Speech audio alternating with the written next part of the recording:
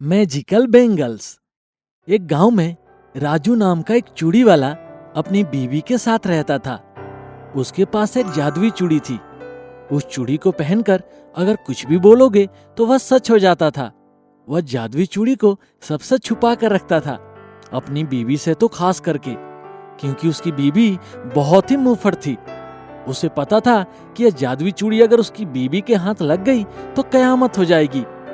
एक दिन सुबह राजू अपनी सारी चूड़ियों को समेट रहा था ताकि बेचने के लिए जा सके, और सारी चूड़ियों के बीच वह जादुई चूड़ी भी थी। तभी एक गांव वाला उसे ढूंढता हुआ उसके घर आता है। अरे, ये चूड़ियां तो बहुत खूबसूरत हैं। हाँ, तभी तो सारे के सारे एक ही दिन में बिक जाते हैं। तभी गांव वाले की नजर जादुई चूड़ी पर पड़ती है। अरे, ये वाली तो कुछ ज्यादा ही अच्छी है। ये बेचने के लिए नहीं है। क्यों? वह क्या है कि ये मेरी बीवी के लिए है। यह बोलकर राजू अपनी बीवी को वह जादुई चूड़ी जल्दी जल्दी में पहना देता है और गांव वाले के साथ चूड़ियां बेचने के लिए निकल जाता है। इधर उसकी बीवी वह जादुई चूड़ी पहनकर बाजार जाती है और एक सब्जी वाले की दुकान पर रुकती है। ये आलू कितने की है? 30 रुपया किलो। हाँ, 30 रुपया किलो? इतना महंगा? हाँ, थोड़ा कम तो करो। बिल्कुल कम नहीं होगा। लेना हो तो 30 में लो, वरना किसी और सब्जी वाले के पास जाओ। ऐसा बोल रहा है जैसे एहसान कर रहा है। तू ही खा अपना आलू। और सब्जी वाला का हाथ अपने आप आलू की टोकरी पर चला जाता है और वह एक एक करके सारे आलू कच्चा खा जाता है। यह देखकर चूड़ी वाले की बीवी चौंक जाती है और वहां से चली जाती है। फिर वह एक खिलौने की दुकान पर जाती है। ये खिलौना कितने का है? 100 रुपया। 100 रुपया? ऐसा क्या है इस खिलौने में? ये किसी गांव वाले के हाथ की बनाई गई खिलौने नहीं है। ये मेड इन चाइना है।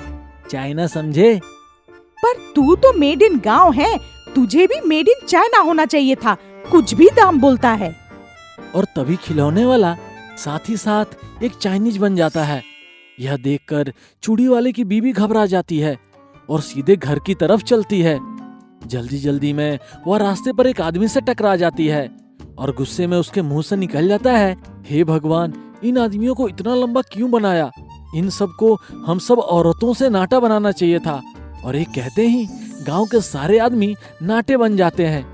जब वो घर पर आती है तो देखती है कि चूड़ी वाला सर पर हाथ रखकर परेशान बैठा हुआ रहता है। क्या कर दिया तुमने भाग्यवान?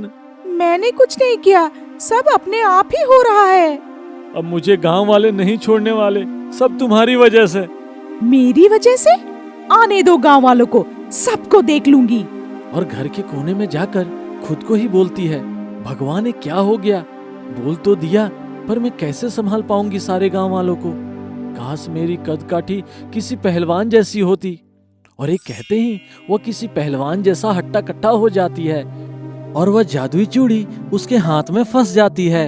यह देखकर चूड़ी वाला और परेशान हो जाता है और जादुई चूड़ी को अपनी बीबी की कलाइयों से निकालने की पूरी कोशिश करता है, पर जादुई चूड़ी मानो उसकी बीबी के हाथ में टैटू जैसे सेट हो जाती है। मेरा ये हाल हो गया है और आपको इस चूड़ी की पड़ी है। इसी की वजह से तो ये सब हो रहा है। क्या? ये सब बाद में बताता हूँ, तुम अभी ये चूड़ी निकालो जल्दी।